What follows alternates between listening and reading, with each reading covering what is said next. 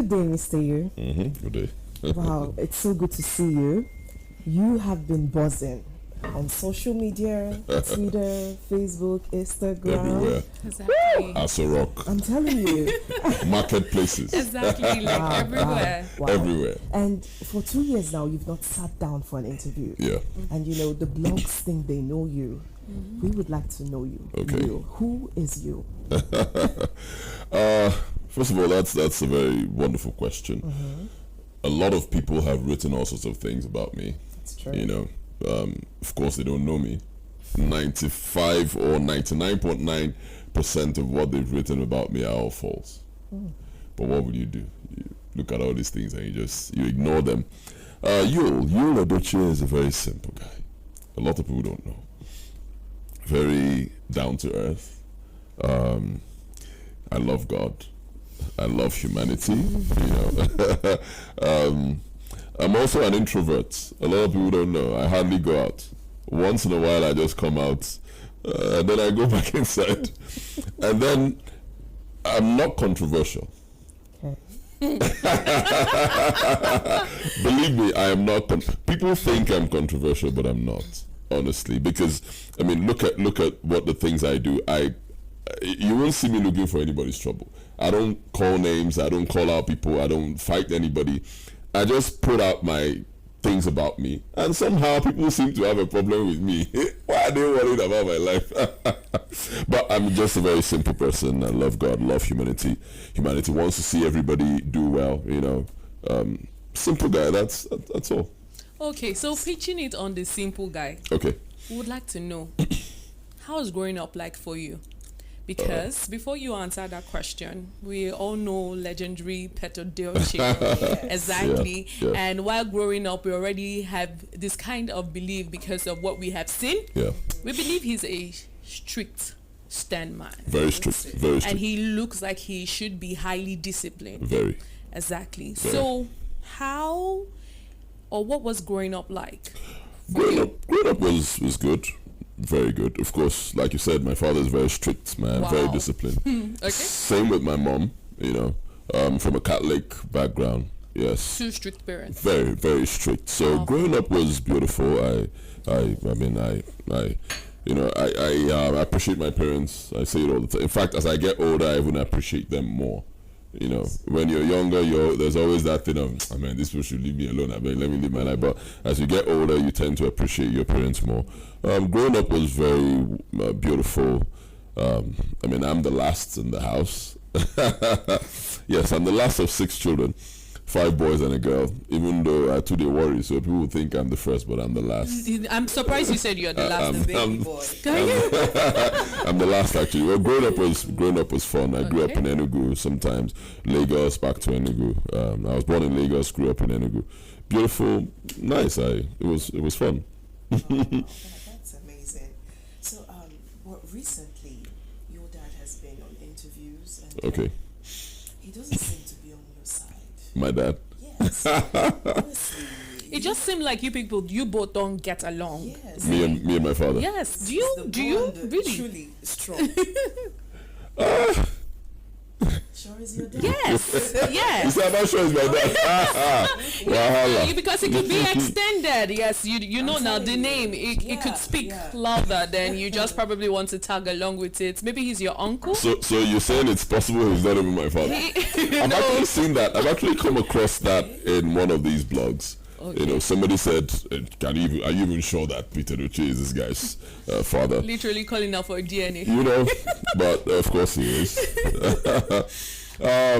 Some people also say, just like you asked, that we don't get it. We get along. Wow. Okay. Yes, he's entitled to his opinion at every point in time. You understand? Yes, he is entitled to his views. Same with me. Okay. All right. As an adult, everything you do must not have that 100% approval or liked by everybody, even your parents. That's what makes you an adult. If everything I do, I mean, I'm 42 years old, if everything I do at this age has to be loved by my father, that means I'm a child. Do you understand? I'm a man of my own now. I will definitely do certain things that may not, he may not really like approve of, but hey, it's my life. You understand? At this age, I have to do certain things. I have to look out for myself. I have to look out for my children. I have to look out for my family. So certain things I do may not be approved by him or also my mother, but it doesn't change the fact that I love him and I respect him. 110%. He obviously commands respect. You understand? Of course, yes. I don't joke with that. He does an interview, says certain things, whether they are in my favor or not. The next day I'm posting his picture and I'm telling him how, whether they are in my favor or not. The next day I'm posting his picture and I'm telling him how great he is. Not because I'm just doing it to make him happy. That's how I feel from deep down. Like, I really appreciate him. I mean, without him, there'll be no me. He taught me a lot, raised me to this point, and he was there for me, making sure that no matter, the situation, even though there wasn't much money at that time, but he made sure, all of us went to university. It was tough for him to raise everybody, but he made sure he did with my mother. So, he has my respect. No matter what interview he does and says anything, the next day I'm going down to bow in front of him and tell him you're the man, So legendary. Yeah, legendary Chief Peter Edochie. So we get along. Okay, so that would actually quiet some of the suspicion. Even if they don't want to be quiet, that's their problem. I'm not bothered. I'm not trying to make anybody quiet or not. True. Like me or don't like me, that's your problem. Don't worry, we're getting there. We would know and understand some certain things. So now, you said a word here. You said you're a man of your own. Yeah.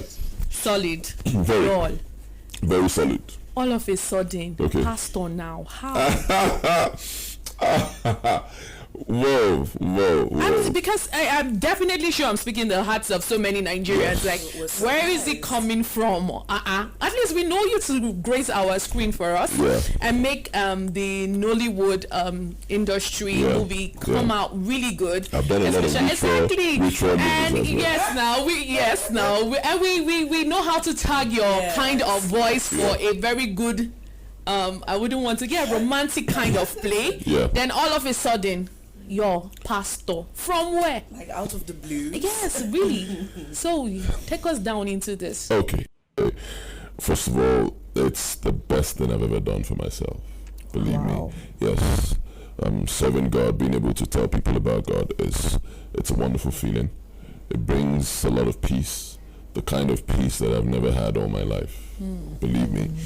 A lot of people have been telling me many years ago, 2012, 2013, that I was going to be a minister of God. I never believed it at that time because, I was hot in Hollywood and making money and, So it's a prophecy. Yes. Oh my God. A lot of people said, and if you see me at that time, because, I not like I used to drink much, but because I was making a lot of money and I felt like, it's time to enjoy myself. If you open the boot of my car, you see drinks. I used to carry all those Hennessy and drinks. Though I don't take hot drinks, but I just fill up my boot of my car with drinks so that anybody I see that wants to drink will say, hey, come, I have drinks, And then all of a sudden they're saying this guy is going to be a minister of God with the kind of movies I do. And I never believed it. But as time went by, I began to hear the voice myself. I'll sit alone and the voice just comes. You're going to be a minister of God. You are going to work for me. Just know this. And it just keeps coming. And then all of a sudden, nothing else made sense. Like the things that used to distract me from God never made sense anymore. That was when I knew that this is the time to work for him. Wow. Because yes, I had a lot of prayer points many years back, and I just look back and realize that God has actually answered all my prayers. So he told me, I've done all this for you, it's time for you to do mine. So for me, it's not about making money. It's not like I don't have all the world, but I'm content with what I have.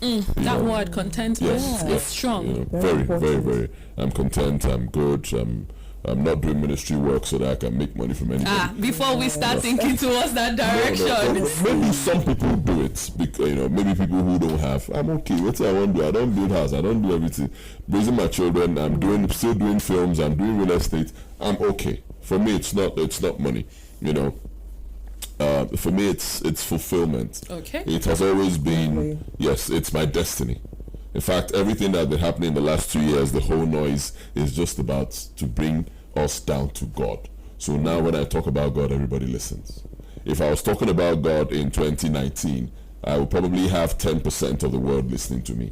If I'm talking about God right now, I have 110% of the world listening to me. Because once I say I have something I want to see, everybody wants to tune in. Everybody is literally waiting exactly to so that's what the whole thing is about.